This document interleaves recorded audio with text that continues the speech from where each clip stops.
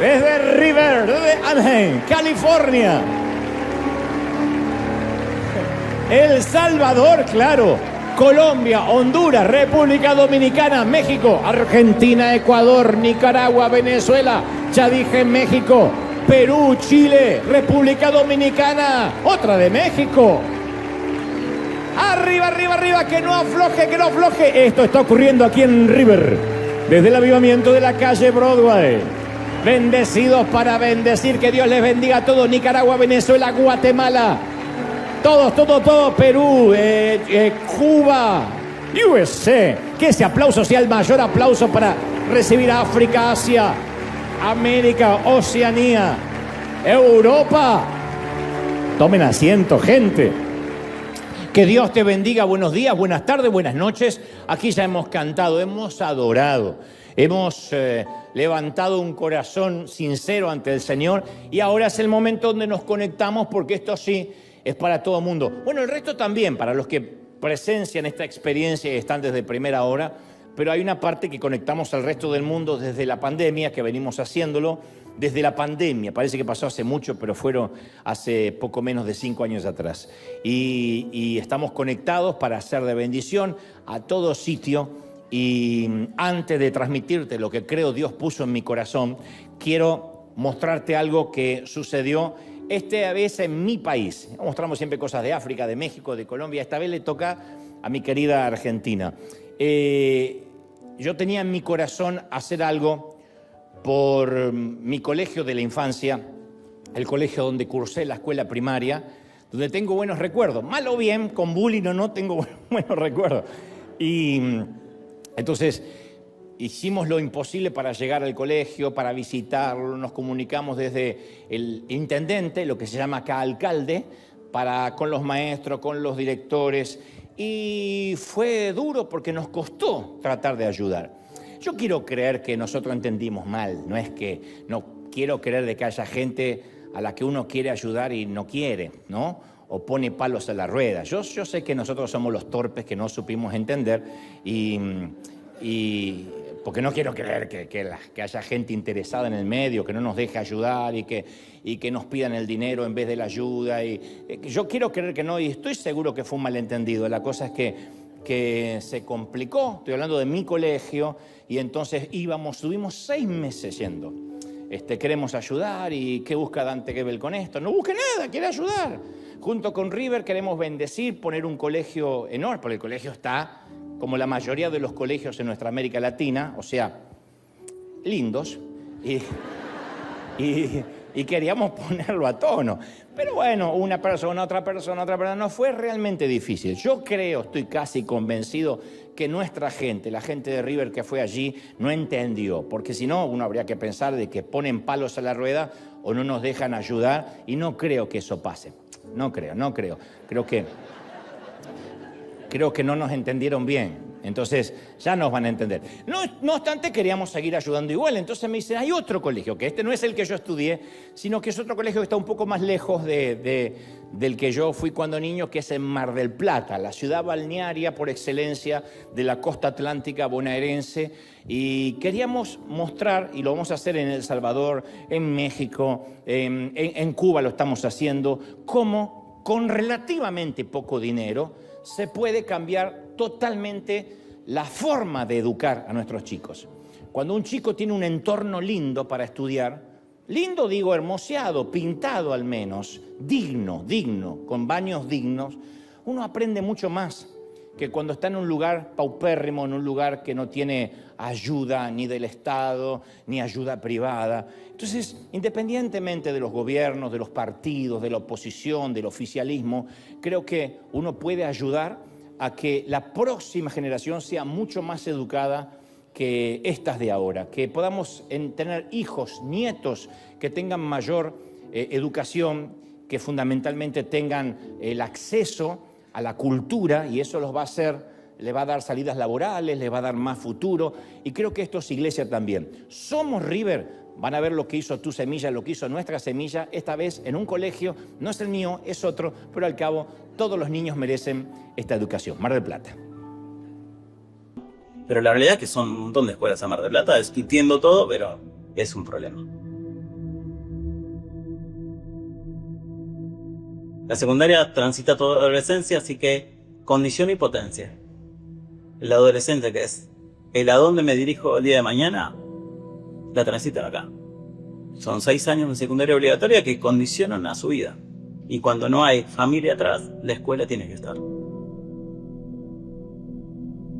La verdad que sueño con un futuro mucho mejor para todos los estudiantes de la escuela. Como te dije, hoy son 300 alumnos que potencialidades hay de sobra. Si vos allanas el camino, no tiene límite. 15 de Batán. Aquí trajimos los pupitres de la escuela para que sean reparados. En este lugar funciona una cooperativa donde reclusos se encargan de reparar todo tipo de elementos. Justamente vamos a arreglar estas sillas, estos bancos, para llevarlos a la escuela y allí poder abrir nuevas aulas. En esta oportunidad también conoceremos al director de la cooperativa, donde nos va a contar cómo es trabajar en este proyecto y lo importante que es la actividad para la reinserción laboral. Ser el presidente de una cooperativa de trabajo es una responsabilidad muy grande porque representa el vértice de un sueño colectivo, de un proyecto comunitario. Que River Arena haya pensado en nosotros para poner en valor estos pupitres tiene un interés en lo laboral y en lo económico, porque va a representar una retribución económica para los trabajadores, y por otro lado tiene un significativo no indiferente, porque lo que estamos arreglando es posibilidades de estudio, de mejora, de educación para muchos chicos. Poder lograr que haya acuerdo, que se respeten las normas, las formas, quiere decir que la cooperativa ya no solo es un ente capacitador, sino que es un ente transformador de sus propias vidas y la de su familia, porque lo que nosotros estamos logrando acá es la dignificación de estas personas. Siempre viví en la adicción, en la delincuencia, en el alcoholismo, en todo lo malo que le puede pasar a una persona.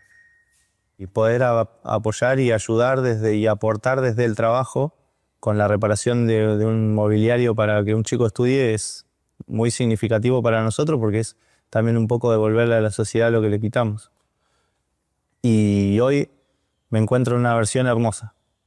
Yo hoy me levanto y soy un hombre feliz. No importa si estoy detenido. Yo quiero venir a trabajar, quiero ser mejor. Y poder ayudar en que un chico estudie dignamente, siendo un chico que no terminó la escuela, es como también devolverme a mí, no solo a ellos.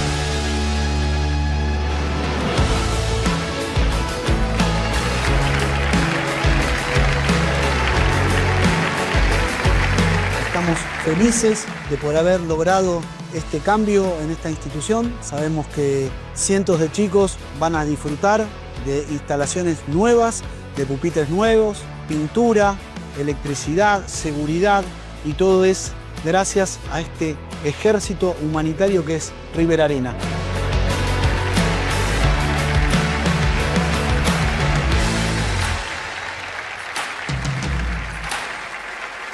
Esa es tu semilla, así que el aplauso para todos los que siembran, para los que dan. Es increíble. Entonces, obviamente agradecemos a todo el personal docente, a los directores, a la gente de Mar del Plata, al intendente, gracias por abrirnos las puertas y por dejar bendecir. Nosotros lo único que queremos hacer siempre para que todo sea transparente es no dar el dinero a nadie, a ningún político, a ningún intermediario. Nosotros no le damos el dinero a nadie, sino que nuestra gente, gente que es de River, gente confiable, buscamos los presupuestos, contratamos a la gente. En este caso contratamos a reclusos, a muchachos que están privados de la libertad. Se les pagó, no se les hizo trabajar gratis, estaban muy felices para que ellos repararan todos los pupitres. Entonces hicimos una doble bendición a los que están privados de la libertad y a los chiquitos. Y no es una fortuna, o sea, sí es dinero, un dinero importante, pero se puede hacer. Y no cambia todos los colegios de una nación, pero cuando cambia uno, esto es un modelo para que todo el mundo vea, para que el Estado vea, para que otras iglesias que quieran ayudar vean que se puede ayudar. Esto es apostar al futuro, apostar, no apuesten, no, eso no está bien, pero en el sentido etimológico de creer, ¿no? De saber de que cuando alguien estudia y se prepara en un ámbito más cuidado, tiene más posibilidad de retener, de fluir en la profesión o en lo que vaya a dedicarse. Así que gracias. Otra vez, esa es tu semilla. Gracias, River, por tu generosidad. Y al resto del mundo. Muy bien. ¿Estamos listos? ¿Sí o no? Cuando hacía un programa, mi programa en CNN, que esto fue durante el año, poco más del año que duró la pandemia, 2020 y parte del 2021, entrevisté a un gran periodista, que por cierto tiene un enorme bagaje literario y es conocido por su gran acervo cultural. Es un gran profesional y además es conductor de radio, de televisión y es muy respetado en el medio. Y el hombre es aficionado al arte, al tango, a la literatura, y además de ser un gran filósofo moderno, ha escrito decenas de libros, ensayos, que fueron grandes éxitos de ventas.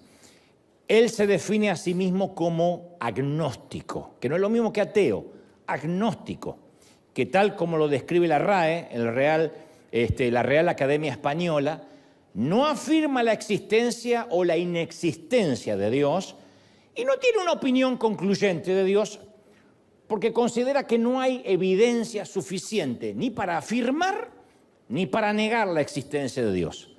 En palabras más simples, el agnóstico está ahí en stand-by, como diciendo yo estoy esperando hasta que me demuestren lo contrario.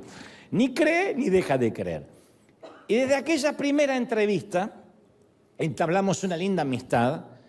Y de tanto en tanto, a partir de esa entrevista en CNN, nos volvemos a reunir, pero ya no para el público, sino de manera privada. Nos reunimos vía Zoom, que es la forma más práctica cuando estamos en países diferentes, para hablar acerca de la vida.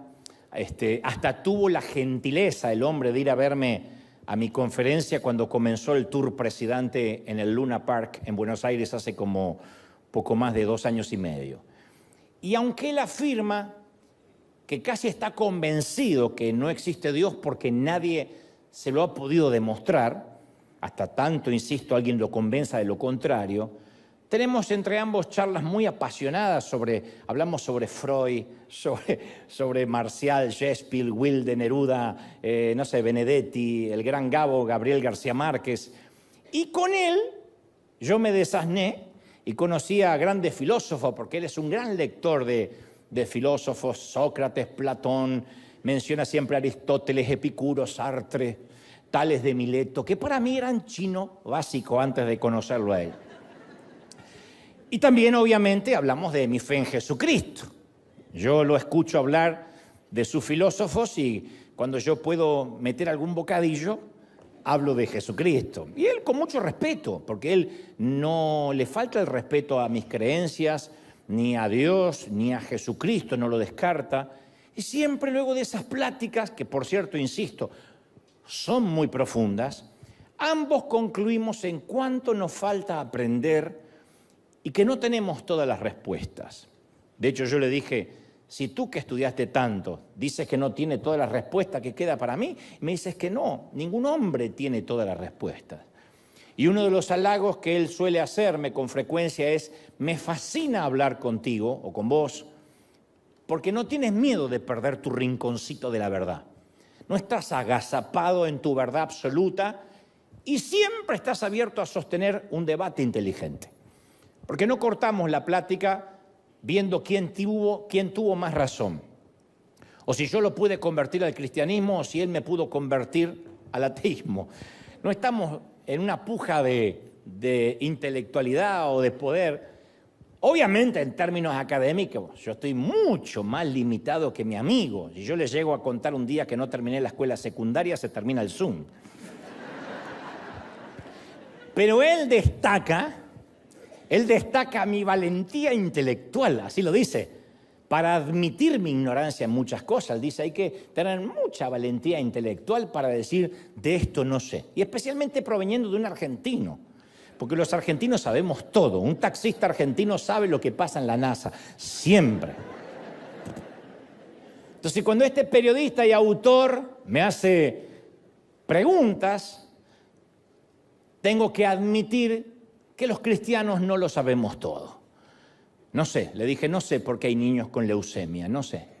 O por qué Dios permitió la pandemia, o por qué Dios permite las guerras, o por qué si las suegras son tan buenas Dios no tiene una. No sé. Pero siempre le digo, pero sí conozco a aquel que conoce todas las respuestas. Yo sí conozco uno que conoce todas las respuestas. Yo no las tengo, pero conozco. Entonces, Dios no nos mandó a dar todas las respuestas, pero solo quiero que ofrezcamos una relación con Dios por medio de Jesucristo, que es lo que intento siempre hacer cada vez que hablo con él. Le digo, mira, yo no sé todas las respuestas, pero te puedo conducir a aquel que sí las tiene. Y esa relación con Jesucristo es la respuesta a todas nuestras preguntas, que algunas las vamos a saber de este lado de la eternidad y otras las vamos a conocer del otro lado del sol. Pero durante años hemos estado ofreciendo lo que no debimos haber ofrecido nunca. ¿Qué es eso? Respuestas que no podemos dar. Y hemos dicho, por ejemplo, si estás enfermo es porque algo habrás hecho, tienes que confesar algo oculto, por eso esa enfermedad no se va. Y eso es una respuesta torpe, porque yo he conocido gente muy piadosa, muy temerosa de Dios, que ha luchado o ha bregado con una enfermedad durante toda su vida. O confinado a una silla de ruedas, o en el peor de los casos a un tumor, a la diabetes, sujeto a diálisis, etc. Hemos dicho cosas, si no recibes el milagro es porque te falta orar con más fe, lo cual es otra torpeza, otra falacia, porque ¿cuánta gente ha orado con mucha fe, ha hecho todo lo que se supone que debe hacer y por alguna soberana razón no sana? Otros sí. Yo creo en la sanidad divina, pero hay otros que no, otros tantos que regresan frustrados a casa después de una noche de milagros, por ejemplo. Si a eso le agregamos que si no has recibido el milagro es por tu falta de fe, encima le ponemos una dosis helada de culpa. Hemos dicho, si te va mal es porque dejaste de congregarte y saliste de la cobertura pastoral o apostólica. Entonces, tras que alguien se fue del redil, le agregamos el miedo de la maldición. Si no prosperas porque no estás diezmando u ofrendando, por eso estás atado a la miseria, que no es toda la verdad. Y un buen día, un chinito se comió un murciélago aparentemente, se propagó un virus y quienes alegaban saber todas las respuestas se encerraron en su casa pidiendo prudencia porque esto era demasiado contagioso y porque ya no tenían todas las respuestas. No pudieron decir el COVID te agarra por falta de fe, te contagiaste de este virus porque no oraste lo suficiente, porque hay una virgencita oculta en el cajón. Se nos acabaron las respuestas. Obviamente yo no estoy juzgando la prudencia ni las asepsias sanitarias que en su momento todos estuvimos obligados a tomar. Pero fue decepcionante cuando la gente notó que quienes decían tener todas las respuestas, ahora también tenían muchas preguntas y por sobre todo muchísimo miedo. Entonces la gente decía, ¿y a dónde están ahora los hacedores de milagros? ¿Dónde están ahora los que proclamaban que Dios hace cualquier milagro? Sí, hubo 2 o 3 reprendiendo el virus del COVID, pero el COVID duró lo que Dios permitió que dure. Y mi académico amigo, que además está muy decepcionado con la religión organizada, y no es un ignorante que le dijeron, que le contó una comadre, es un tipo que estudia. Ha estudiado todas las religiones para compararlas. Me dijo una dolorosa frase que devino o que de alguna manera motivó el mensaje de hoy. Él me dijo, yo creería más en Dios si conociera un poco menos a alguno de sus seguidores. Mi problema no es con Dios.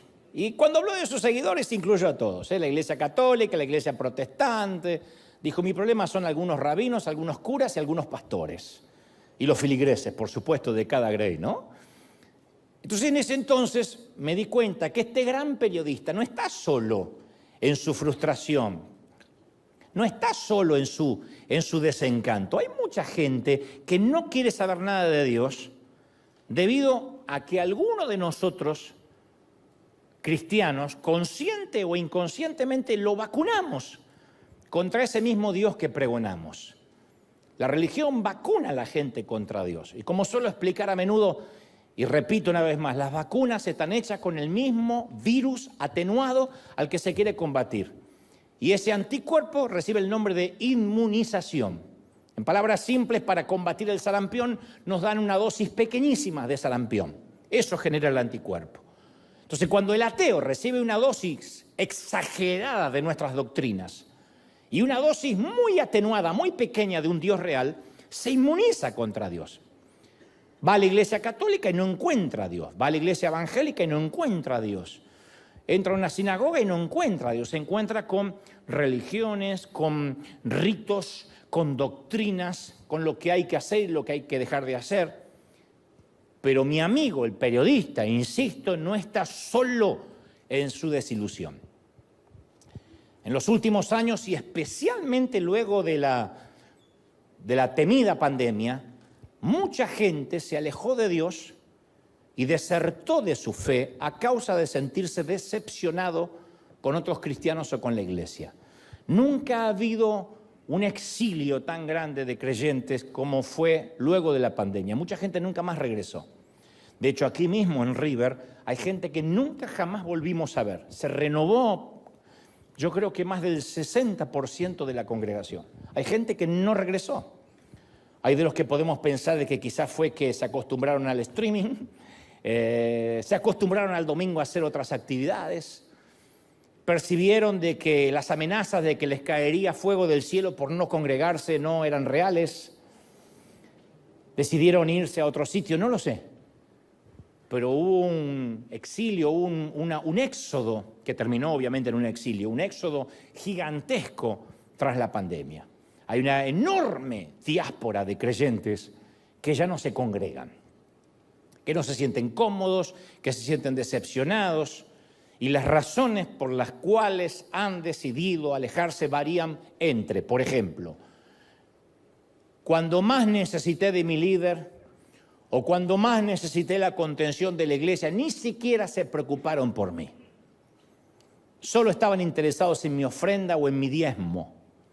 Pero nadie me llamó, nadie me visitó, ni hablar del que tuvo que despedir a un ser querido por el COVID y no tuvo la contención de la iglesia por normas legislativas o por desdén, no lo sé.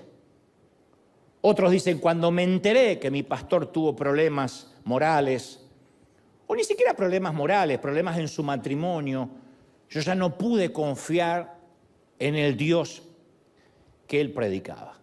O cuando me enteré que el pastor tenía problemas de rebeldía con sus hijos, supe que todo era una farsa. Otros dicen, yo crecí en la iglesia, pero después de ver cómo actúan algunos creyentes en las redes sociales, decidí que estoy mejor afuera. Hasta los inconversos son más respetuosos que algunos creyentes. Alguien me escribió hace relativamente poco y me dijo, mi padre nos crió de una manera rígida y nos obligaba a ir a la iglesia y a leer la Biblia todas las mañanas, y un día descubrimos que tenía una doble vida. Así que me fui. Cuando digo una doble vida, no es que se vestía de Batman y salía a combatir el crimen, obviamente, ¿no? Así que me fui de la iglesia, dice esta señorita, porque me di cuenta que todos, incluyendo mi padre, son unos hipócritas. Alguien más dice, yo admiraba a mi líder de jóvenes hasta que salió a la luz que no vivía la vida que él mismo decía que todos debíamos vivir. Entonces la pregunta es, ¿por qué todas estas personas, que a diferencia de mi amigo periodista que se autodefine agnóstico, estas personas que algún día estuvieron comprometidas con Jesús, ahora están tan lejos de Dios y algunos viéndome o mirándome con cierto recelo, diciendo, bueno, a este flaco más o menos me lo aguanto, pero no creo que alguna vez pise una iglesia? Como tantos fueron desilusionados, no por Dios, fueron desilusionados por otros creyentes, por otros cristianos. Ahora, convengamos que Pablo le escribe una carta a Tito en el capítulo 2 e implora, y dice, entre otras cosas, que los ancianos sean sobrios, que sean serios, prudentes, sanos en la fe, en el amor, en la paciencia. Luego dice, las ancianas asimismo sean reverentes en su porte, no calumniadoras, léase, no con espíritu de doña Florinda, no esclavas del vino, maestras del bien, que enseñen a las mujeres jóvenes a amar a sus maridos, a amar a sus hijos, a ser prudentes, castas, cuidadosas de sus casas, buenas, sujetas a sus maridos. No como esa que dijo, sujeta, le va a quedar así, si me falta el respeto. Sujetas a su marido. Y luego dice Pablo, esto quiero llegar, dice Pablo, le dice a Tito, para que la palabra de Dios no sea blasfemada. Entonces sí hay un efecto colateral, donde el mal testimonio termina implicando la palabra de Dios, para que la palabra de Dios no sea blasfemada. Y continúa, porque él no deja ningún estrato de edad fuera, dice Pablo, exhorta a los jóvenes que sean prudentes, presentándote tú, Tito, en todo como ejemplo de buenas obras, mostrando integridad, entereza, seriedad, de modo que el adversario se avergüence, ya dice otra vez, y no tenga nada malo que decir de vosotros. Esto coincide o es coincidental cuando la palabra dice, bienaventurados cuando hablen mal de ti, mintiendo, no diciendo la verdad. O sea, que el diablo no tenga nada para decir de ti, lo dice Pablo. En otras palabras, a través de los años hemos hecho caso omiso a estos consejos.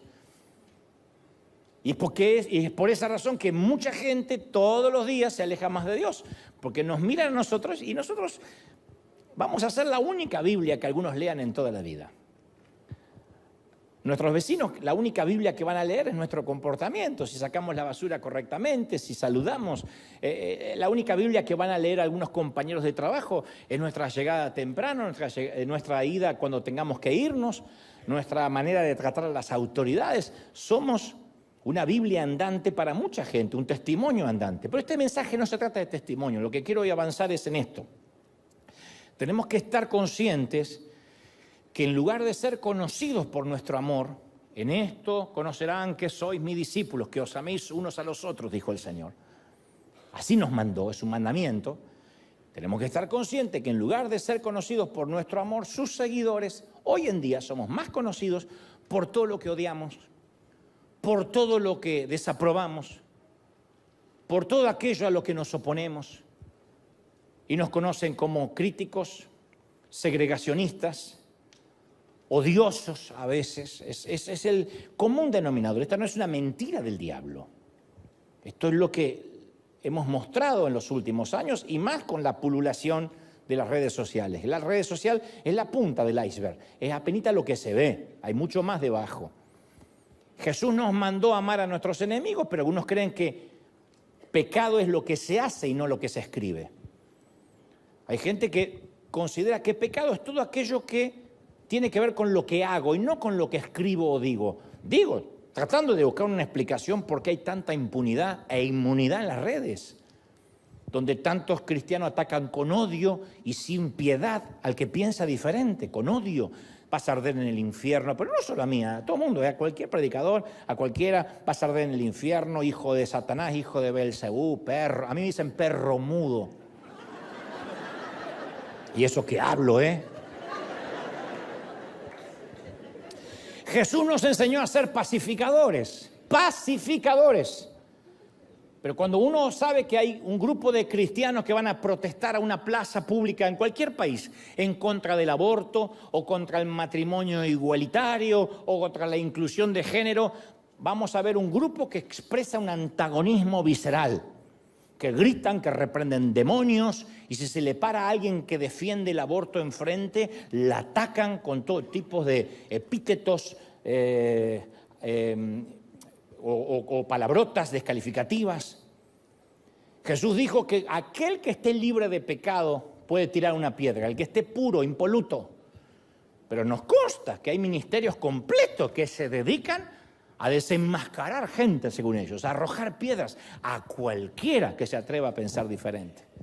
Y a todo esto se le suma que los evangélicos tenemos la costumbre de pelear por quién tiene la verdadera franquicia. Menos mal que Dios no nos confió McDonald's a nosotros, menos mal. Porque serían todas hamburguesas diferentes. Y decimos, no, en aquella iglesia tienen una versión de la Biblia errónea, leen la NBI y hay que leer, todo el mundo sabe que Dios quiere que leamos la Reina Valera. ¿Quién dijo? No, en aquella iglesia tienen un estilo de música que no le agrada a Dios, porque hay gente que sabe qué estilo de música le agrada a Dios. Allá tocan rock, que es lo que Dios detesta. No, lo detesta que está viejo, no Dios. Aquel pastor abusa de los chistes de suegra cuando predica, por eso Dios no lo bendice. En aquella iglesia no hacen énfasis en el evangelismo, por eso no crecen. Entonces alguien se encuentra con una iglesia que evangeliza mucho y dice, sí, pero no hacen seguimiento. No veo que consolidan a la gente, no practican el discipulado.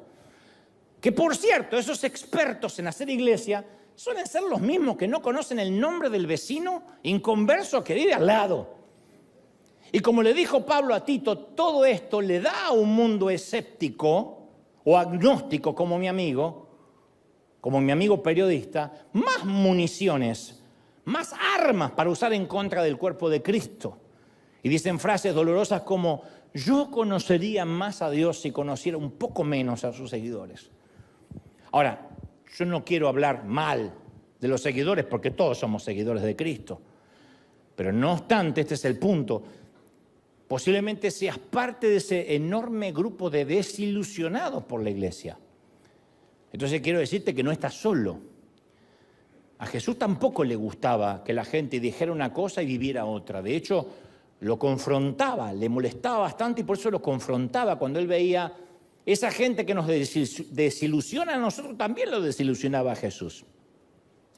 Jesús los reprendió al menos en la palabra 7 veces a los líderes religiosos que decían vivir en santidad, pero que eran en realidad egocéntricos, petulantes, escondían un odio solapado. Y en una de esas reprensiones en Mateo 23, 27 le dice, ¡ay de ustedes! ¡Ay de ustedes! ¿Qué palabra es esa? ¡Ay de ustedes! Cuando mi mamá decía, ¡ay de ti, Dantecito! Yo sabía que estaba condenado al escobazo. Yo ya sabía. Y Jesús decía, ¡ay de ti! ¡Ay de ustedes! Escribas, fariseos, hipócritas. Hipócritas eran los actores que podían cambiar de máscara en el teatro griego y él usó esa palabra para exponerlos, mostrarle los hilos del espectáculo que estaban montando. Hipócritas que son semejantes a tumbas blanqueadas. Por fuera están luciendo hermosos, por dentro están llenos de huesos, de muertos, pútridos, de líquido cadavérico, de inmundicia. Así ustedes también que por fuera quieren parecer justos delante de los hombres, por dentro están llenos de hipocresía, están llenos de iniquidad. Así les predicó el Señor. Él sabía que eran pecadores, pero le exasperaba el constante intento de estos tipos de encubrirlo y barnizar el exterior con un exterior falso. Entonces Jesús siempre mostraba una gracia infinita para cualquier pecador que buscaba perdón. Nunca vamos a ver a Jesús enojado con una prostituta, o enojado con un ladrón, con un cobrador de impuestos en aquel momento, o enojado con un pagano, ni con un centurión. Nunca. Nunca perdía los estribos por muy pecador que fuera el que estaba enfrente de él. Pero tenía tolerancia cero para los hipócritas. A los hipócritas es como algunos ven los argentinos, como el chicle, ni lo escupen ni lo tragan. Y por si alguno queda con alguna duda diciendo, bueno, a lo mejor Jesús tuvo un mal día, les dijo, serpientes, camada de víboras, ¿cómo creen que van a escapar del juicio del infierno? Con razón los llevaron a la cruz. Entonces, si alguna vez, esto es lo que quiero dejar claro, te sentiste frustrado, decepcionado, asqueado por cristianos que dicen una cosa y viven otra, Jesús entiende completamente tu sentir. Bienvenido a la vida fariseica. Él lo vio y lo asqueó. De hecho, Jesús condenó la hipocresía de manera contundente, como no condenó ninguna otra cosa, ningún otro pecado, al menos de esa manera explícita. Y como suelo decir, en cualquier mensaje, a mí no me gusta que nos quedemos solo con el diagnóstico o con la patología, sino que también me gusta avanzar con la terapia. Me gusta que se vayan felices, no que digan, sí, la verdad que somos todos unos hipócritas. Me gusta que se vayan, no felices, pero esperanzados de que hay cura, de que hay sanidad. Entonces, dicho esto, hay 4 puntos que me gustaría que veamos juntos. En primer lugar, por nuestra salud mental, por nuestra salud emocional, tenemos que entender que no todos los que asisten a una iglesia son cristianos. Y esta palabra va para los que están desilusionados con algunos cristianos o desilusionados con algunos líderes. Ni siquiera todos los líderes de iglesia son cristianos. Porque venir a los servicios no nos hace cristianos, ni tener estudios bíblicos, ni bautizarnos, ni adorar, ni predicar nos hace necesariamente cristianos. Así lo describe Tito capítulo 1 versículo 16. Profesan conocer a Dios. Profesas el arte de predicar. Predican conocer a Dios, pero sus hechos lo niegan. Hablan de Dios, pero sus hechos, su vida, los expone. En la parábola de Jesús a las cabras y a las ovejas en Mateo 25, 31, vemos que tanto las ovejas como las cabras responden al rey con la misma pregunta. Señor, ¿cuándo te vimos preso, desnudo o hambriento? Pero nota que dicen Señor. No dicen, ¿y tú quién eres? Le dicen, Señor, ¿cuándo te vimos hambriento, preso, desnudo? Tanto las ovejas como las cabras. ¿Cuál es la diferencia? Las ovejas mostraron evidencia de la obra de Jesús en sus vidas, mientras que las cabras no lo hicieron, pero ambos reconocieron a su Señor. Entonces, en primer lugar, no todos los que nos decepcionan son necesariamente cristianos. Aunque se congregan, aunque lleguen 20 años, hay gente que se bautizó y dejó la lengua afuera, por eso es chismosa, porque la lengua no se le bautizó. Habría que hacerle un bautismo de lengua. Bautizar en un vaso. Y sí. Hay gente que se bautiza y es miserable, mente de ratón en cuanto al dinero. Todo quiere que sea gratis, porque ahora la salvación es gratis, todo es gratis, porque cobran y porque hay que pagar y porque quieren que le den Biblias gratis, que le den o si es posible, un subsidio de por vida y le paguen el sándwich para que venga a la iglesia. Y es gente que se bautizó todo menos la billetera, es así. Entonces, no todos los que están en la iglesia son necesariamente cristianos. En segundo lugar, en la iglesia abundan, de esto hemos hablado, los niños inmaduros. Son cristianos, el otro grupo, pero hay muchos niños inmaduros. Jesús siempre se acercaba a las personas como estaban en el momento, y todavía lo hace. No espera que crezcamos para que a partir de crecer nos convirtamos a Él. Nos acercamos como estamos. Y el escritor a los Hebreos, el capítulo 5, verso 13, afirma, porque todo aquel que toma leche no está acostumbrado a la palabra de justicia, porque es niño. No dice porque es un mundano, porque es niño. Pero el alimento sólido es para los adultos, los cuales tienen la práctica, tienen los sentidos ejercitados para discernir entre el bien y el mal. Esto da la pauta, dice el escritor de los Hebreos, de que hay adultos que no hay que decirle esto se puede, esto no se puede, esto edifica a Dios, esto no edifica a Dios, esto glorifica al cuerpo de Cristo, esto lo deshonra, porque ya son adultos.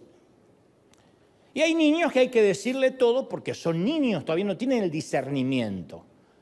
Entonces, aunque la salvación es un evento único, la transformación es un viaje que dura toda la vida. Todos estamos siendo transformados todo el tiempo. El Espíritu Santo puede llegar a nosotros, ¡boom!, de una manera instantánea. Pero el cambio se da día tras día con Cristo. Algunos son niños, otros son adolescentes, otros son adultos. Como dice Pablo en 2 Corintios 3:18, somos cambiados de gloria en gloria en la misma imagen por el Espíritu Santo. De gloria en gloria. Hoy estamos un poquito más cambiados que ayer. Y el domingo que viene ni te digo lo cambiado que vas a estar. Porque vas a tener 7 días más de cambio. Es así.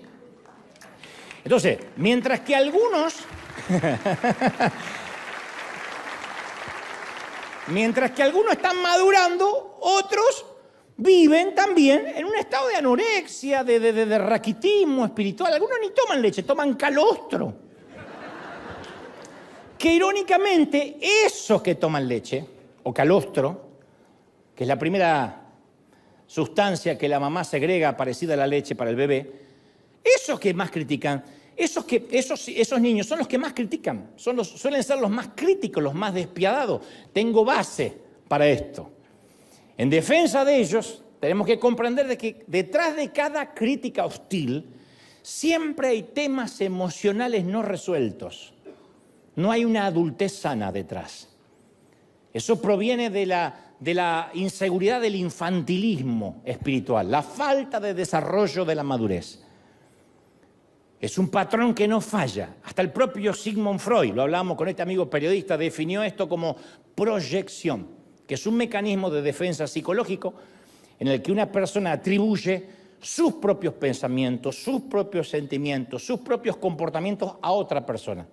No puede ver sus propios defectos y ve sus propios defectos reflejados en el otro. Y los estudios han demostrado que los más propensos a usar este mecanismo de defensa llamado proyección es la gente inmadura, o sea, los niños. Quienes critican son niños. El que es adulto en Cristo no tiene tiempo para criticar. Ya se dio cuenta de todo lo que le falta cambiar a él, como para andar mirando a otro. ¿Qué es la proyección? Bueno, un esposo se siente atraído por una extraña y entonces irónicamente le hace escenas de celo a su esposa. Que pobrecita ni se movió de la cocina. Pero como él se siente atraído a otra persona, proyecta en ella y se pone celoso. O al revés, una mujer puede hacerlo también. Un hombre se siente inseguro de su masculinidad y entonces se burla de cualquier hombre que le parece un poco afeminado.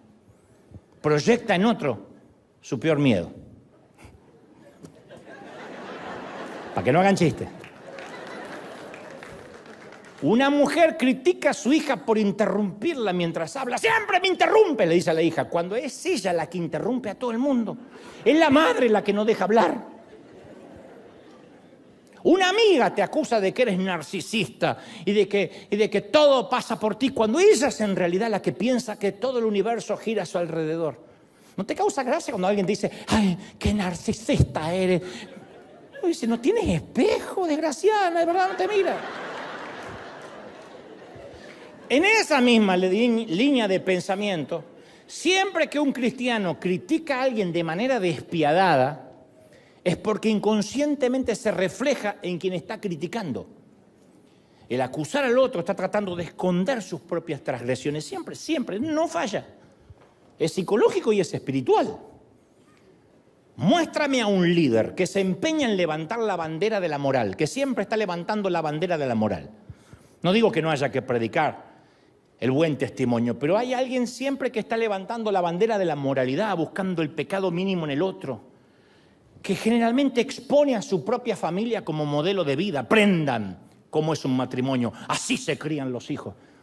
Y critica a quienes no siguen su ejemplo. Y tarde o temprano yo te voy a mostrar a un pequeño hombrecito que lucha o con pornografía oculta, o con adulterio, o con aún algo peor. Pero el recurso es dar vuelta a la tortilla y ver en el otro lo que no quiere ver en él. Esa es la raíz de la crítica destructiva. Esa es la razón por la que Jesús dijo en Lucas 6:41, ¿por qué miras la paja del ojo de tu hermano y no ves la viga que hay en el tuyo, cabezón? ¿Cómo puedes decirle a tu hermano, ay hermano, sácate la paja del ojo y no mirar la viga, la madera que tienes en el tuyo? Hipócrita, dijo Jesús. Saca primero la viga de tu ojo y entonces vas a ver bien, en todo caso, para sacar la basurita del ojo de tu hermano. Ya Jesús hablaba de proyección mucho antes que Freud, mucho antes que cualquier psicólogo. ¿Cómo vas a mirar la basurita del otro cuando tienes un depósito de basura en el tuyo? Entonces, ninguno de nosotros estamos en condiciones de juzgar a nadie. Ninguno, no podemos juzgar a nadie. Cuidado cuando oras y dices, Señor, ¿dónde está tu justicia? Tú no quieres la justicia de Dios. Tú no quieres la equidad de Dios. No. Tú necesitas gracia como yo. No quieres justicia para el otro, porque si la justicia cae para todos, no habrá nadie el domingo que viene aquí, nadie. Entonces el trigo y la cizaña, dijo Jesús, crecen en el mismo campo. Y Jesús advirtió en Mateo 13:29, no sea que al recoger la cizaña arranquen el trigo junto a ella. No sea que en el afán de salir de cacería de brujas y desenmascarar a los falsos profetas estés tocando en ungido. Dejen que ambos crezcan juntos. Y cuando llegue el tiempo de la cosecha, dijo Jesús, diré a los segadores, recojan primero la cizaña, átenla en manojos y quémenla. El trigo, llévenlo a mi granero. Eso es algo que hace el Señor. El dueño del campo tiene la última palabra. Dios no nos puso aquí para decir quién va al cielo y quién va al infierno. El dueño del campo tiene la palabra, la última, ¿sí? Entonces vamos a llegar al cielo y va a haber gente que nosotros no hubiésemos dejado entrar. Y vamos a ir al cielo y vamos a buscar gente que Dios no dejó entrar y que nosotros pensábamos que lo tenían comprado ya el lote allá arriba. Porque Él es el que conoce los corazones, Él no mira lo que el hombre mira. Y Él dice, ustedes no se ocupen de sacar la cizaña, no la saquen, no la saquen. Dejen que crezca junto cuando llegue el juicio final. Yo me encargo. O sea, Dios nunca nos mandó ni de FBI, ni de limpiadores de vida, ni de controladores, ni policías del pensamiento ajeno. Dios nos dijo, dejen crecer juntos, todo, trigo y cizaña. Entonces, hay creyentes que no son realmente creyentes y se congregan, y hay creyentes que son niños. Eso lo tenemos que tener muy claro. Tercer lugar, la iglesia está compuesta también por gente mal enseñada. Mi mamá me solía decir, maleducado. Y yo le decía, ¿y quién me educó?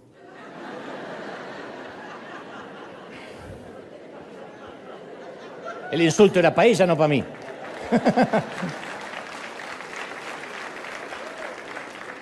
Entonces, aclaro, la etimología es, la iglesia está llena de gente mal aprendida y también mal educada. Mal educada y mal aprendida. Tenemos que reconocer que en nuestros fundamentos de la fe, puede que haya grietas causadas por creencias defectuosas. Y para esto voy a decir lo que me dice mi amigo a mí. Agradezco tu honestidad intelectual. Tenemos que reconocer que puede que tengamos creencias defectuosas. Ese es el tercer grupo. Hay mucha gente con creencias defectuosas. No lo hacen por maldad. Y para ver esas creencias defectuosas en uno mismo, hace falta mucha valentía e, insisto, mucha humildad intelectual. Me decía hace un ratito, Camilo, ¿por qué es tan difícil desaprender? ¿Por qué aprender algo nuevo es fácil y desaprender lo que está mal? ¿Por qué nuestros padres dicen, no, yo no entiendo nada del control remoto, a mí no me venga con esas cosas raras y tenemos que hasta aprenderle la tele? Porque mi papá una vez se le puso HDM1 y no vio más tele. Fui un mes después y digo, ¿qué pasa? ¿Se rompió? Me apareció no sé qué virus tiene. Tenés que agarrar el input, que te recontra, dijo tu abuela. El input. HDM1, HDM2, HDM3, y acá está, ¿ves? Está la tele. No, muy complicado, dame uno que cambie de canal. ¿Por qué? Porque para reaprender tiene que matar el orgullo de lo que sabía ya no sirve. Tiene mucho que ver con el ego. Entonces hay que reconocer que no todo lo que nos enseñaron es perfecto. Quizás nuestros primeros pasos en la fe. Esto va para los que están desilusionados con la iglesia. Quizás nuestros primeros pasos en la fe fueron en una congregación de pensamiento positivo, donde nadie nos entrenó para la vida real. Y al principio eso es lindo, porque uno entra a la iglesia y te dice, reclama las promesas, agárrate una promesa de acá, ahora empodérate, una palabra está gravitando, a bien quien la atrapa y pasen al altar y reciba, empodérense. Al principio siente que entraste en Marvel. Te sientes un superhéroe, pero no te entrenaron para la vida real. Y esos fueron tus inicios, así se fundamentó tu fe. Después te chocaste contra la vida real y dijeron, me timaron. O tal vez crecimos en una congregación que se hizo énfasis mucho en lo emocional. Hay gente que sus primeros pasos en Cristo eran las emociones, sienta la presencia de Dios. ¿Qué pasa que no siente la presencia de Dios? Reciba el fuego. Y hay gente que no se prende, hay gente que es leña verde. Mi papá era uno de esos, alemán, imagínate. El pastor le decía, reciba. Él ponía el pie así, sin tu abuela me voy a caer. Y pues yo no siento nada. Y la gente que va a esas iglesias emocionales, hay algunos que se frustran y otros que no, que les encanta. Y pasen al altar y sienta la chiripiorca de la unción y emborráchese. Y claro, no está mal, no estoy haciendo un juicio de valores. Lo que digo es que no nos enseñaron a madurar en una fe más adulta. Entonces después, durante la semana, nos sentimos ese fuego y entonces nos frustramos y decimos, me timaron. La iglesia, Dios me defraudó. Dios no te defraudó. Nos vendieron humo, pero Dios no nos defraudó. Yo en mi caso crecí en una congregación atizada por el miedo. Así que me adoctrinaron que no podía ver televisión porque me iba al infierno, todo me iba al infierno. Jugar cartas no podía, escuchar música secular, bailar, ir al cine, hacerme tatuajes, jugar o mirar fútbol, meterme en la misma piscina que el sexo opuesto. Íbamos de campamento, se metían solo las mujeres, las condenadas tenían el mejor sol, cuando nos metíamos nosotros ya hacía un frío. Y encima, quién sabe si orinaban dentro de nosotros, no teníamos... Pero siempre que salían había más agua. No podíamos leer historietas. Yo era fanático de las historietas, me encanta dibujar. No podíamos leer ni el pato. Se predicaba esto, aunque no lo crean. Dios me muestra que alguien oculta un pato Donald debajo de la cama.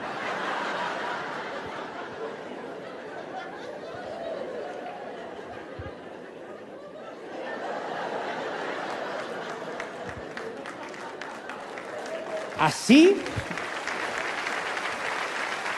no podíamos ver los Teletubbies, los pitufos, porque salimos a buscar qué era lo diabólico, que los Teletubbies representaban no sé qué, que cuidado con los pitufos, que son 12 pitufos y una pitufa sola. Orgía seguro. Y a las mujeres les iba mucho peor. Porque a las mujeres se las cosificaba como las mujeres en la iglesia donde yo crecí eran un simple objeto de pecado. No podían usar pantalones, no podían depilarse, maquillarse, cortarse el cabello, usar blusas ajustadas menos. Nada que tentara a los santos hombres de la congregación. Me entregué a Cristo, decía la hermana, aféese a partir de ahora, porque usted puede ser una tentación con patas. Así era. Por la gracia de Dios y por mi honestidad intelectual, llegué a un punto en que yo no podía seguir creyendo lo que siempre había creído. Y comencé a replantearme mi fe ingenua de la infancia. ¿Qué era cierto y qué no lo era? Y esta es la pregunta medular del mensaje hoy. ¿Qué hacemos cuando nos damos cuenta que la fe que construimos no es tan correcta, no es tan sana, ni tan sólida como suponíamos? Yo te voy a decir lo que podemos hacer. Usamos el maravilloso arte de derribar. Demolemos, demolición. ¿Qué haríamos si descubriéramos que nuestra casa tiene algunos problemas? En alguna habitación las maderas están podridas, la cañería está defectuosa, hay una grieta en los cimientos. Y de pronto la casa que nos hacía sentir seguros, que era una extensión de lo que éramos, el hogar ya no es lo que pensábamos que era. ¿Y qué hacemos entonces? Demolemos.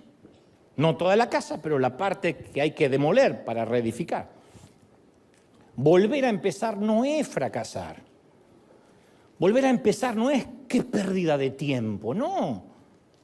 Volver a empezar es concederse una nueva oportunidad de ver a Jesús con ojos nuevos y no a través de la religión. Eso es volver a empezar, ¿sí? Ahora, nosotros solemos pedirle a Dios que haga algo nuevo. No hay nadie que alguna vez nos haya dicho, Señor, haz algo nuevo en mí. Había una canción que decía, toma mi vida y hazla de nuevo. Siempre decimos, hazme de nuevo como el alfarero. Y cuando Dios dice, bueno, entonces para hacerlo nuevo tengo que romper lo viejo, no se asusta.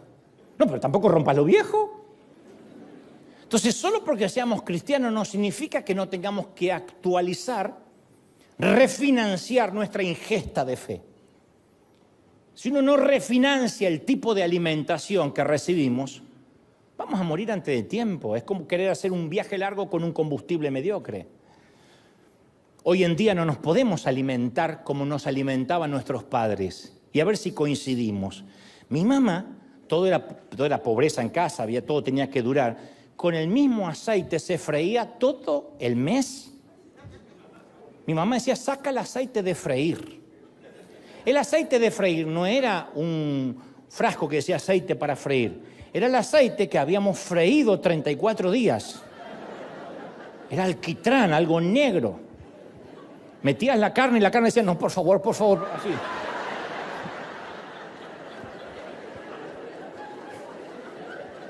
No salía empanizada, salía embarrada la carne. Aceite en cantidad industrial, fritura, así. Se comía y lo que había, no había alimento transgénico, ni orgánico, nada. Hoy en día las enfermedades han ido aumentando. Entonces, si uno no refinancia la ingesta y dice, a ver, no puedo seguir comiendo como comía hace 30 años atrás, porque si no me voy a morir. Bueno, lo mismo en términos espirituales. Y muchos de nosotros creemos que Dios nos dé algo nuevo, pero no les permitimos que arrebate lo viejo. Queremos quedarnos con lo viejo, pero queremos lo nuevo. Y no se puede traer muebles nuevos si están los modulares viejos. Jesús dijo en Marcos 2:22, nadie echa vino nuevo en odres viejos. Porque el vino nuevo rompe el odre, se pierde el vino, se pierden los odres. Así que nadie echa vino nuevo en odres viejos. Y parte de dejar lo viejo, es algo conocido como nuestro filtro, con ese sesgo cognitivo que llaman los psicólogos, en palabras simples, que todo lo procesamos, todo lo que vemos y lo oímos lo procesamos a través de nuestra realidad subjetiva. Los cristianos solemos compartir un filtro en común, todos, que es así es como me lo aprendí o como me lo enseñaron. Así es como yo di mis primeros pasos de fe. Punto. Eso es algo que compartimos todos. Así es como me lo enseñaron. Y si nosotros no demolemos algunas tradiciones, van a terminar socavando todo lo que hagamos, todo lo que pensemos, porque ese va a ser el filtro. Ahí es cuando la iglesia nos decepciona. Pero nos decepciona porque tenemos un filtro. Decimos, pero esto no es lo que aprendí. No, no es lo que aprendimos. Es más, yo predico muy poco de lo que aprendí, porque de lo que aprendí, insisto, era el miedo al infierno. Así se predicaba en las plazas cuando yo era chico. ¡Arrepiéntate! Como en los días de Sodoma y Gomorra. Y había un loco que gritaba así, la gente decía, Satanás, y se iba. En la ecuación no había amor. Yo no digo que el infierno no sea real, lo que digo es no podemos meter a la gente a la iglesia por miedo a lo que hay afuera. Entonces, como repito hasta el cansancio, una mitad del crecimiento espiritual consiste en aprender lo que no sabemos. La otra mitad consiste en desaprender lo que creemos saber, sin tocar las bases. Pero por desdicha, como te dije recién, desaprender es el doble de difícil que aprender. Y los analfabetos de este siglo no son los que no pueden leer y escribir, son aquellos que no tienen la capacidad de desaprender y aprender.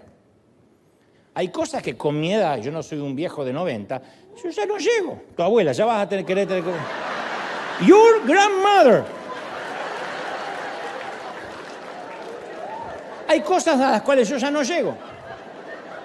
No, pero hay cosas que yo ya no puedo desaprender, no puedo.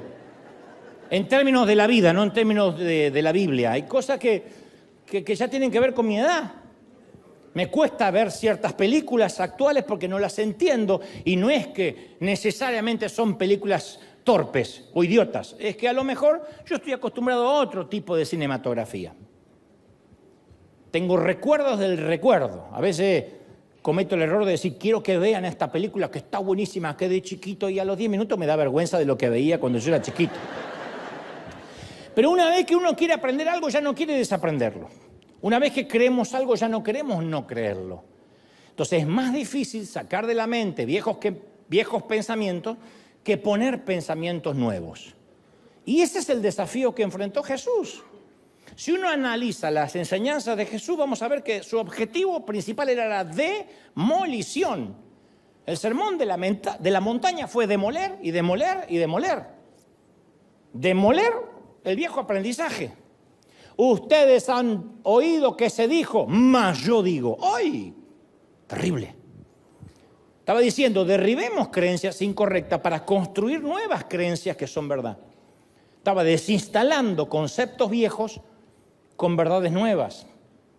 Pero es más fácil, oigan esto, encontrar algo incorrecto en lo nuevo que admitir que hay algo incorrecto en la vieja manera de hacer las cosas. Lo nuevo siempre tiene algo de incorrecto, pero ¿y lo viejo no tiene cosas incorrectas? Claro que sí. Pero decimos, es que yo soy fiel a la senda antigua. No, somos fieles a la cultura, no a la senda antigua. La fidelidad no consiste en defender una cultura. La fidelidad es la valentía de repensar, de demoler lo que haya que demoler, de ser autocríticos. Entonces es muy de sabios encontrar el valor de examinar nuestras creencias. A ver, ¿yo cómo nací? ¿En qué creo? Verificando si lo que yo creo se alinea con la palabra de Dios. Porque si me enseñaron que la enfermedad, desde un resfrío hasta un cáncer, es el producto de la desobediencia, de un pecado, voy a sufrir cuando me enferme, así me agarra un catarro. Entonces eso hay que desinstalarlo. Porque no puede haber resurrección sin muerte. Y no se puede reconstruir la fe sin antes demoler las creencias heredadas. Salomón dijo, hay un tiempo de derribar y hay un tiempo de edificar. ¿Por qué diría que hay un tiempo de derribar? Porque hay que derribar cosas. Para el crecimiento hay que derribar. Hay un momento que hay que sacar los pañales de casa. Y a menos que tenga un problema degenerativo o un problema de desarrollo, el niño va a dejar los pañales y eso es sano. Hay un momento que hay que sacar la cuna de la casa. Ya no duerme más en la cuna. Puede tener 40 años dormir en la cuna. Se fue. Entonces, a veces asumimos que todas nuestras creencias provienen de la Biblia, pero probablemente heredamos creencias de otras personas, del primer pastor que tuvimos, de la cultura, y asumimos que provienen de la Biblia. Entonces nunca tenemos que perder de vista que somos personas imperfectas que aprendemos de otras personas imperfectas. Lo que yo digo acá no es infalible, porque yo soy imperfecto. Yo te digo lo que creo, Dios me dijo que te diga. Cada uno tendrá su tamiz, su colador, y retendrá lo bueno. No te gusta el chiste de suegra, lo dejas pasar, pero no por eso te vas a apartar de Dios. No son buenas las suegras, pero no por eso te vas a apartar de Dios. El tema es que un día empezamos a ver a Jesús con ojos nuevos. Y nos damos cuenta, por ejemplo, que durante años, vemos a Jesús con ojos nuevos y nos damos cuenta que durante años fuimos parte de una congregación que nos manipulaba para sacar dinero. Y hay aquí gente con $1,000 y alguien va a traer 10,000 al altar y no voy a empezar a orar hasta que esto no esté lleno de billetes. Y un día se nos abren los ojos y decimos, me decepciono contra Dios. No, estás creciendo. Otros nos damos cuenta que los líderes nos adoctrinaron con el miedo, con irnos al infierno, nos manipulaban. se metían en nuestra vida privada. Y nosotros servíamos en todas las actividades de la iglesia por culpa. O pertenecíamos a una iglesia. Un día nos damos cuenta que pertenecíamos a una iglesia, que el predicador nos decía qué podíamos ver en la tele, qué libro leer. Si podíamos escuchar a tal o cual predicador, teníamos que pedirle permiso. O con quién deberíamos ponernos de novios. Incluso el pastor tenía que aprobar nuestra relación. Te gustaba una chica y el pastor primero tenía que aprobarla. No sé cómo la aprobaría, pero la tenía que aprobar. O nos percatamos que pertenecíamos a una iglesia en la cual no dejaban que ningún divorciado sirva a Dios, porque deshonraba lo santo. Pero por dentro conocíamos muchos matrimonios de líderes de la iglesia que sostenían una hipocresía. Entonces, ¿qué hacemos cuando se nos abren los ojos? ¿Abandonamos a Dios? No, dejamos ir lo que no es verdad, demolemos. Donde hay termitas. En mi caso, criado en el legalismo extremo, tenía tres alternativas, dos difíciles. No, mejor dicho, dos fáciles, porque no eran difíciles. Las podía haber tomado rápido. Dos fáciles y una difícil. Lo diré otra vez, dos fáciles y una difícil. Número 1.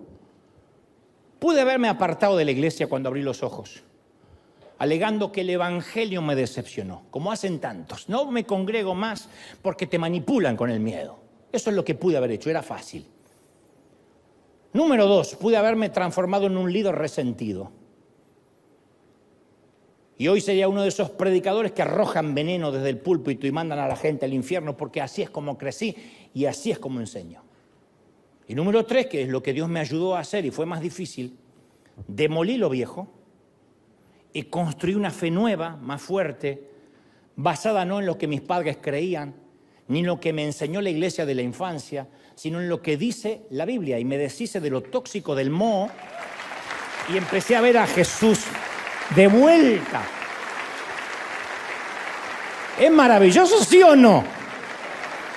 Pero mucha gente, en lugar de desechar lo malo y conservar lo bueno, lo tira todo, incluso lo que es verdadero. No me congrego más, la iglesia me decepcionó. La iglesia no te decepcionó. Dios no te decepcionó. Entonces, cuando derribamos lo viejo, ¿cómo construimos lo nuevo? Viendo a Jesús, dejando de ver a sus seguidores.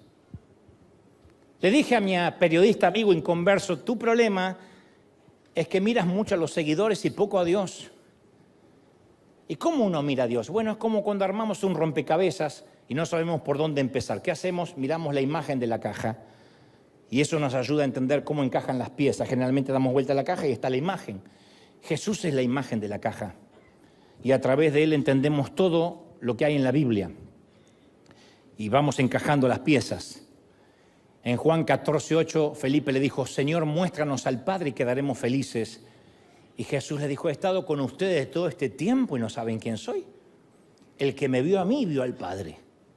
Jesús le dijo, yo soy la imagen de Dios. Entonces, si llegamos a conocer a Jesús, conocemos a Dios. Cuanto más conocemos a Jesús, más conocemos a Dios. ¿Me siguen, sí o no?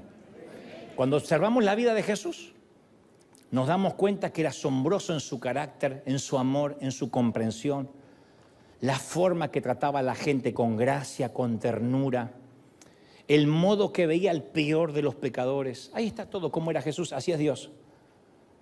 Tal cual es el Hijo, tal cual es el Padre. Entonces, repaso final. Número 1, en la iglesia no todos son cristianos. Número 2, en la iglesia abundan los niños inmaduros. Número 3, en la iglesia hay gente mal aprendida y mal enseñada.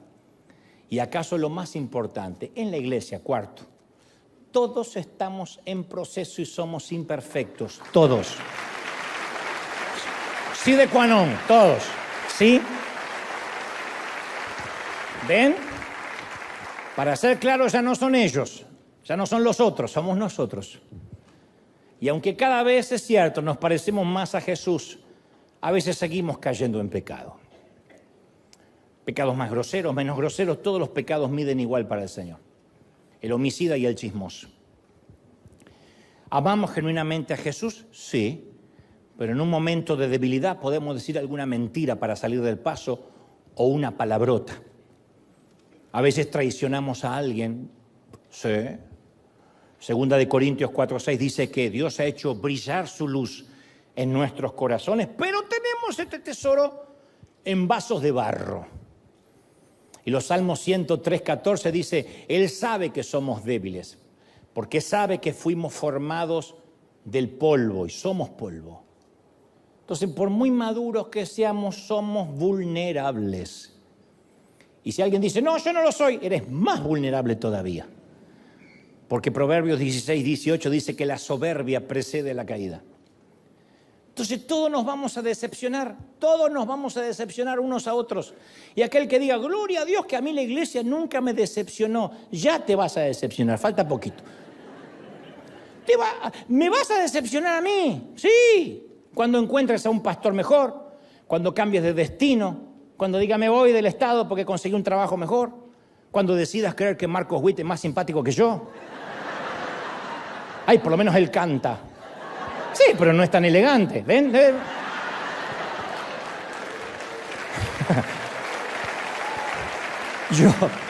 Yo también voy a decepcionarte si algún día termina mi asignación, si Dios me hace partir a otro destino. Pero escucha esto, yo peco, tú pecas, todos pecamos, vosotros pecáis. Solo que tenemos la manía de ver los pecados ajenos y por eso nos decepcionamos. Alguien hace una mala maniobra en el tránsito, en el freeway, en la ruta, y casi hace que nos estrellemos. ¿Qué decimos? Una de dos. O es un imbécil, o va mirando el celular, o es un chinito. Pueden ser tres. Pero supongamos que alguien nos toca bocina porque nosotros hicimos una mala maniobra. ¿Qué decimos? Es que yo no lo vi al auto. Dios sabe que no lo hice a propósito. Iba orando. Otro sesgo se llama error fundamental de atribución, que significa que cuando nosotros pecamos, culpamos a las circunstancias. Estaba bajo presión, Dios sabe que pasé un tiempo difícil. Cuando otros pecan, culpamos su carácter. Hipócritas, le decimos. Entonces somos rápidos para señalar a otros de hipocresía. Pero cuando justificamos nuestros errores, mientras condenamos el carácter de otros, ¿eso no nos hace hipócritas? ¿No nos convierte también en grandes hipócritas? Y entonces el Señor nos diría, camada de víboras. Camada de víboras. Legión de serpientes. Todos pecamos y herimos a la gente. Yo hiero a la gente, tú hieres a la gente. Todo lo hacemos porque somos iguales. Y si nos ofendemos por el pecado de otro que nos decepcionó, es porque olvidamos que es polvo, al igual que nosotros. Hechos 13:50, que los judíos instigaron a las mujeres piadosas, distinguidas, a los hombres prominentes de la ciudad para provocar una persecución contra Pablo y Bernabé y los expulsaron de la comarca. ¿Qué hicieron Pablo y Bernabé? ¿Abandonaron la fe? ¡Ay, me decepcionó la iglesia!, dijeron. Ya no me congrego porque la iglesia me decepcionó. Si se hubiesen centrado en la ofensa, se habrían frustrado. Durante todos estos años yo descubrí que quienes me decepcionan son las personas, Dios nunca. Una vasija de barro es la que me decepciona. Me decepciona alguien imperfecto como yo. Yo poseo dos cualidades que hacen que la gente que no esté dispuesta a conocer mi corazón me odie de inmediato, así, a primera vista. Número 1, soy argentino. Por lo tanto, debo ser un soberbio y un altanero, punto. Número 2, estoy al frente de una gran congregación, por lo tanto, debe ser un predicador de prosperidad. Punto. No hay más lugar para el debate. Y esas personas a las cuales le caigo mal, con tan solo verme, editan fragmentos de mensajes para validar lo que ya creen ellos de mí, que no va a cambiar, no van a cambiar de opinión. Y todos los días esas creyentes o no creyentes se levantan y dicen, ¿cómo puedo hoy ofender a Dante? El tema es que muchos deciden dejar de asistir a la iglesia cuando un cristiano hipócrita los ofende. Pero eso es una respuesta emocional que va contra la lógica. No hacemos eso en los restaurantes. ¿Te imaginas que te sirvan una mala comida y dices, ya está, no como nunca más en mi vida? ¿Dejaríamos de alimentarnos porque tuvimos una o dos o tres malas experiencias? De la misma manera no podemos rechazar todas las iglesias porque tuvimos una mala experiencia en una o dos. Ni rechazar a Dios por unos pocos cristianos que fallan, que tal vez ni sean cristianos en realidad. No es justo juzgar a la iglesia por una sola. Y mucho menos, y es más injusto juzgar a Jesús por alguno de sus seguidores. Entonces, si metemos a todos en la misma bolsa, eso nos va a terminar alejando de Jesús. Y no es justo para nosotros porque necesitamos a Jesús desesperadamente. Entonces, si la iglesia nos decepcionó, ¿qué hacemos? Lo mismo que hicieron Pablo y Bernabé. Ellos decidieron, no vamos a dejar que los pecados de otros nos alejen de la bondad de Dios. Dios no los defraudó, la gente los defraudó. Y todos somos polvo. Y Hechos 13:51 dice, sacudieron el polvo de sus pies como advertencia de que se iban de ahí y se fueron llenos de gozo del Espíritu Santo. Se sacudieron el polvo. Punto final.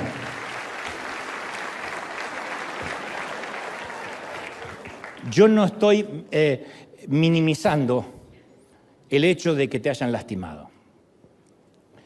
Puede que eso te haya hecho retroceder muchos casilleros.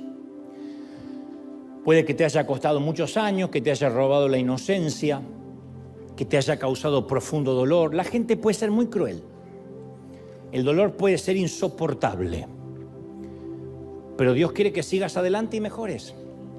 Hoy mismo tenemos que sacudirnos el polvo de lo que haya pasado. Yo entiendo que si te han maltratado, traicionado, un líder abusó, vas a necesitar mucha oración, luego sacudirte otro poco. Tal vez terapia y luego sacudirte otro poco. Tal vez orar más, consejería, introspección y sacudirte otro poco. No es fácil. Pero en algún momento, por tu bien, tienes que quitártelo de encima. Encontrar la capacidad de perdonar y dejar ir. Y como Pablo y Bernabé, seguir adelante lleno de alegría del Espíritu Santo. Esa iglesia y ese pastor que te falló no son Jesús. Y debes saber que yo no digo esto a la ligera. Yo me tengo que sacudir algo toda la semana.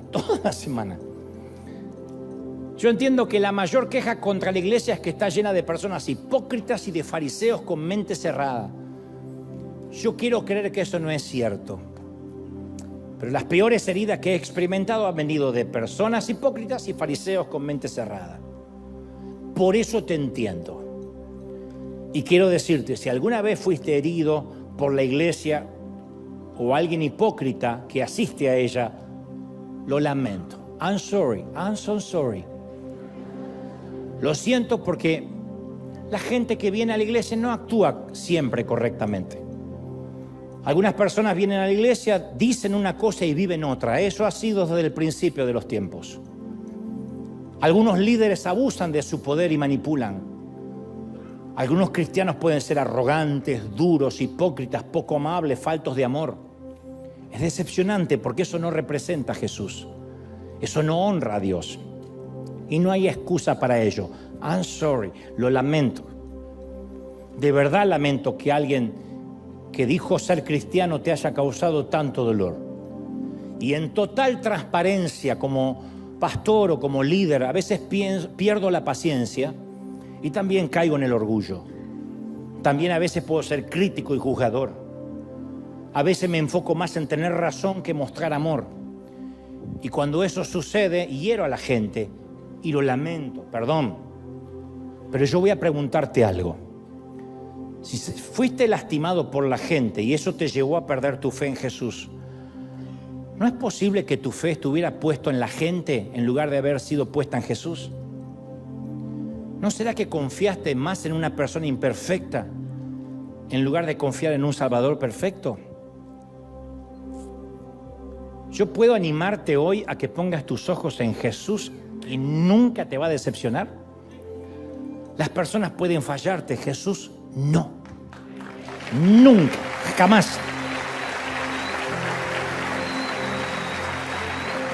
Te puedo alentar a leer los evangelios con ojos nuevos y observar la vida. No mires a los hipócritas ni a la gente, mira a Jesús. Observa cómo vivió, cómo amó, cómo Jesús confrontó la hipocresía que le molestaba tanto como a ti, la tuya y la de los otros. Mira cómo mostró compasión por los más humildes, por los rechazados. Cómo defendía a los maltratados, a los oprimidos, a las viudas, a los pobres. Mira cómo Jesús miraba a las personas rechazadas por la religión y se sentían atraídas hacia Él. Mira cómo los pecadores y quebrantados querían estar con Él. Entonces yo puedo animarte a que vuelvas a Jesús y que hoy puedas demoler todo lo que la gente te ha causado. Después de todo son humanos, hechos de polvo como tú y como yo. Y creo que diré esto otra vez. Dios no es demócrata ni republicano. Jesús no es católico, ni metodista, ni bautista, ni luterano, ni reformado, ni anglicano, ni adventista y pentecostal tampoco. Jesús no es de la Asamblea de Dios ni de la Cuadrangular. Y esto va a incomodar la teología de muchos y los va a decepcionar, y me alegro. Dios no se parece a los evangélicos y tampoco es evangélico. Dios nunca decepciona. Dios nunca decepciona. Dale un aplauso al Señor de señores y al Rey de reyes. ¡Arriba! Vamos, si te pones de pie, dale un aplauso grande al Señor de señores si crees que Dios habló esta mañana. ¡Bendito eres! Te exaltamos, Rey de Reyes. Te exaltamos, Señor. ¡Aleluya!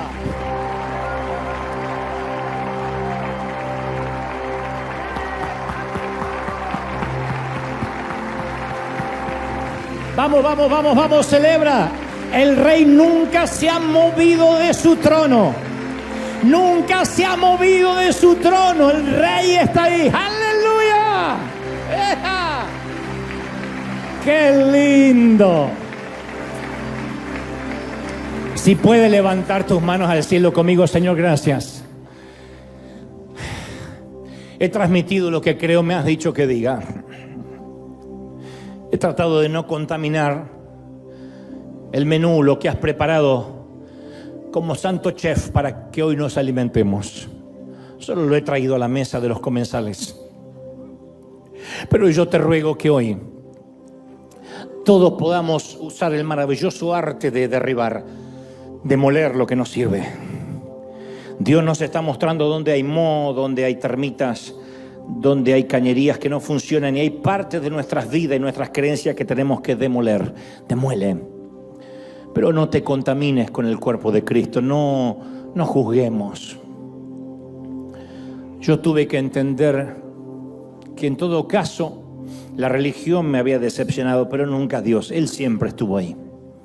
Estuvo en los hospitales, estuvo en los cementerios, estuvo allí cuando despedí a mis padres. Dios siempre estuvo allí. Él nunca te ha dejado, nunca, nunca, nunca, nunca. Y hay gente mirándome en distintas partes del planeta que dicen, yo me alimento solo del vídeo, yo me alimento solo de esto y no quiero ir más a la iglesia, me defraudaron. Mira, las iglesias son eso, hospitales de gente enferma. El error fue que los líderes les hicimos creer durante años a la gente que los más santos estaban dentro y los más perdidos estaban fuera. Pero este es un lugar de gente enferma, de gente en reparación, de gente con problemas. Entonces el chisme todavía habita aquí, la murmuración habita aquí. El falso testimonio para algunos es moneda corriente y van cambiando. Porque algunos no son convertidos, porque algunos recién son niños y porque otros están en proceso. Pero todos los días crecemos un poquito más o nos acercamos más a un encuentro con el Señor. Y mientras que eso ocurre, herimos, lastimamos, somos como puercoespines. Aun si nos acercamos para calentarnos, lastimamos. Y yo te pido perdón, donde quiera que te encuentres, en cualquier parte del mundo, si un líder, un pastor, no mostró confianza, si te decepcionó,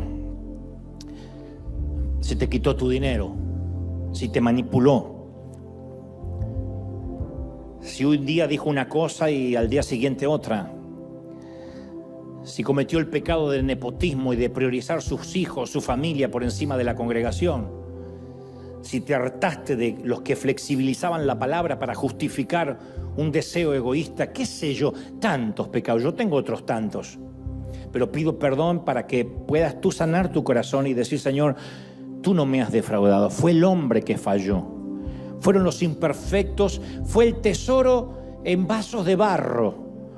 Fueron esos vasos de barro, esos vasos imperfectos los que fallaron, no el tesoro. El tesoro queda, por eso nos ha traído hasta aquí. Vamos, adora al Señor. Padre, gracias por este día. Gracias por esta palabra de transmitido, Señor, esto, y sé que tu Espíritu ha sellado esto en los corazones. Permítenos irnos con convicción. Convicción de cambio, convicción de renuevo. Permítenos refinanciar, replantear nuestras creencias, nuestro sistema de fundamento espiritual. Trae, Dios, una renovación de la mente, una vuelta a la palabra, una vuelta a la verdadera adoración. Transfórmanos en un pueblo que adore de corazón y no solo de labios. Ayúdanos en la humildad a reconocer que no tenemos las respuestas a todo, pero sí conocemos a aquel que las tiene. Bendícenos. Vamos, levanta tus manos y agradece conmigo al Señor. Dile, Señor, gracias por este día. Gracias porque nos has bendecido, porque nos has traído, porque hasta aquí nos has ayudado. Señor, yo te ruego, Dios, que bendigas a estos tus hijos, a este tu ejército, durante la semana, durante el mes, los que están de visita y no nos volveremos a ver por un tiempo. Que tu bendición los acompañe, que tu gloria y tu favor llegue a los hogares, a las casas, a las salas de estar, a los sitios donde hay gente viendo, a los salones donde la gente se junta. Reciban esta palabra, y que la gracia, y que el poder, y que la magnificencia de su poder esté con nosotros mañana, día, tarde y noche. Y que cada día digamos, Señor, gracias por abrir mi mente, por la exhortación con amor, por hacerme entender. Te doy gracias. Gracias por esta cuna de campeones, por estos obreros de primera línea. Los bendigo en el cuerpo, en el alma y en el espíritu. Amén. Que sea hecho. Bendecidos para bendecir. Dale un aplauso al Señor de señores, al Rey de Reyes. Uy, se nos fue el tiempo. Chau. Dios te bendiga. Hasta el domingo que viene. Bendecidos.